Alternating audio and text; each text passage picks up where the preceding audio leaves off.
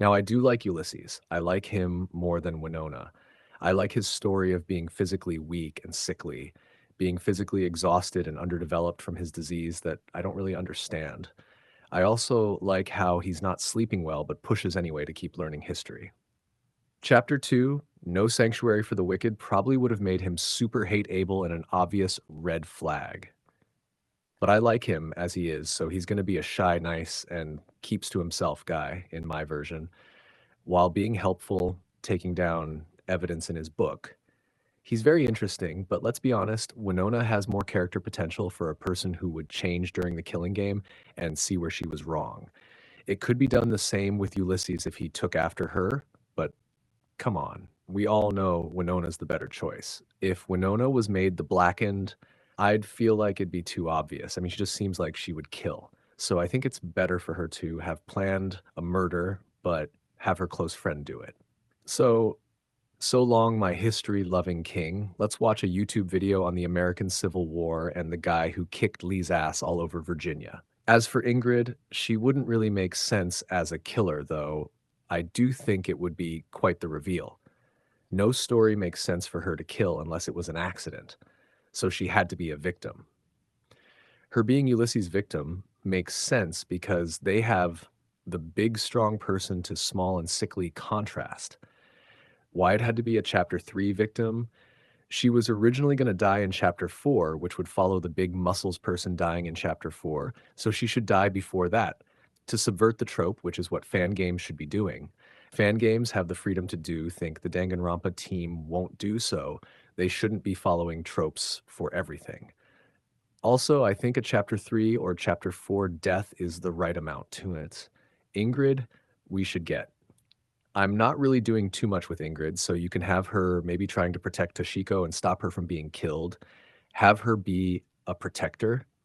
It would also fit what I have for Toshiko. I'll explain when I get to her. Let's get more into detail on chapter 3.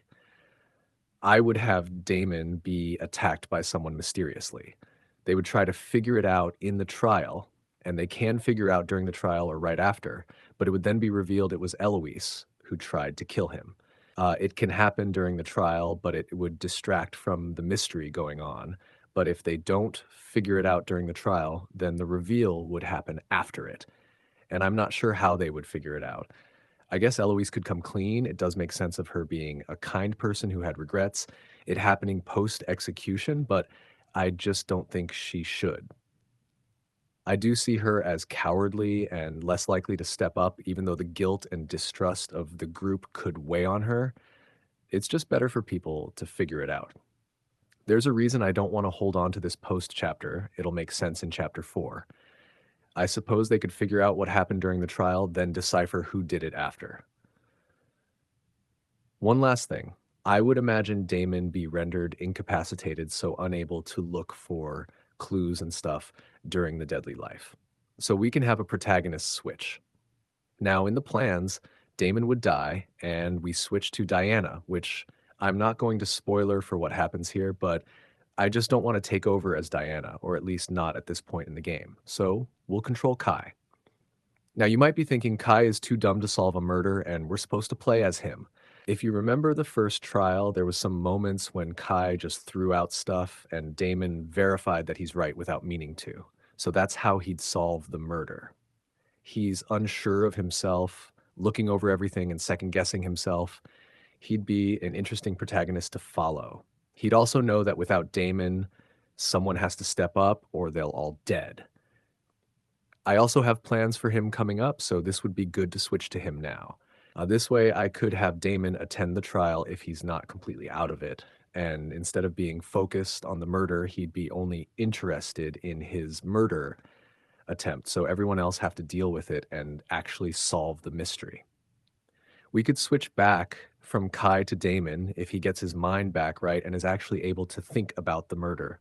Could happen after they figure out it's Eloise, or Kai could convince it's not important now, and he needs to focus showcasing Kai and Damon's growing friendship that he got him back on track. There could be important evidence Damon found before being attacked that Kai doesn't have. That's if you want Damon to have been attacked after Ingrid's death. It may make more sense to happen before, so we spend time as Kai and Damon can recover.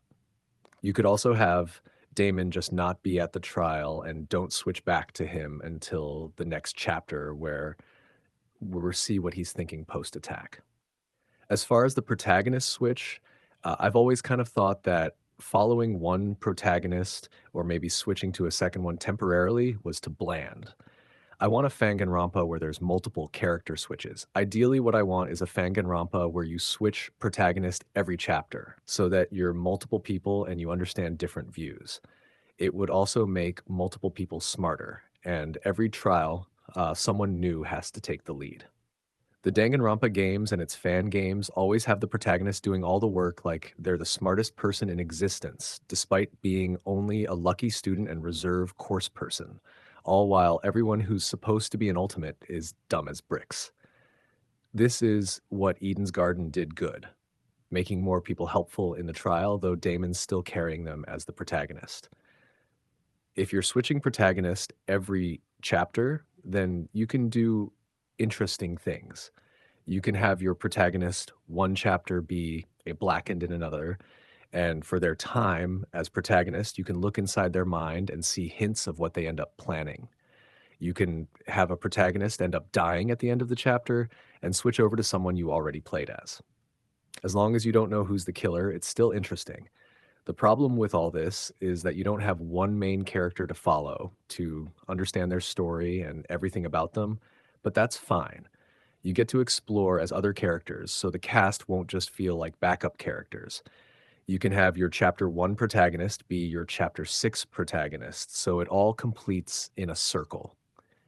Think about Tetro Danganronpa. Now I know what you're thinking. It's referencing a Danganronpa ruined by a predator in a video, discussing a Danganronpa already ruined by a predator.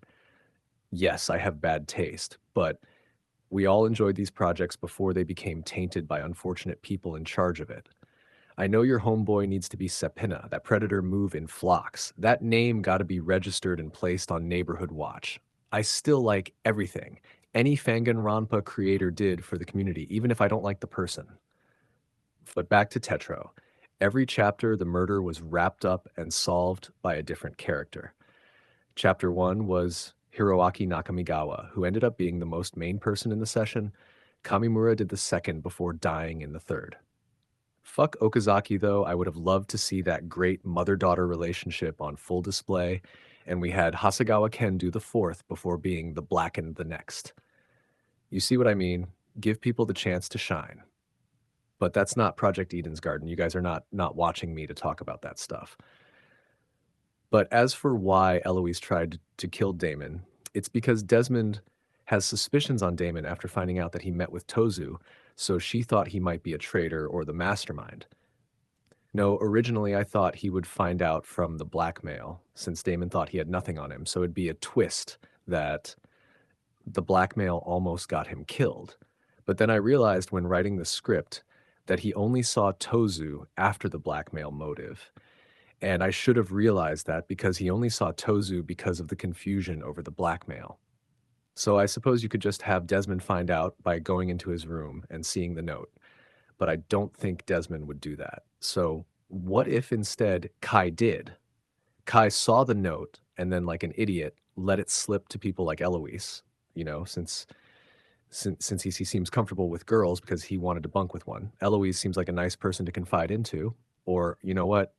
Just change chapter 1 so Damon spoke to Tozu before the blackmail motive to discuss something else about the killing game. Or something in chapter 3 could reveal it. I don't know. I'm not stressing too much trying to come up with a logical way to do this. The game is canceled, so this really shouldn't be too deep. Send me your disappointment in the comments. Anyway, that's the chapter, and now Winona is isolated from the group.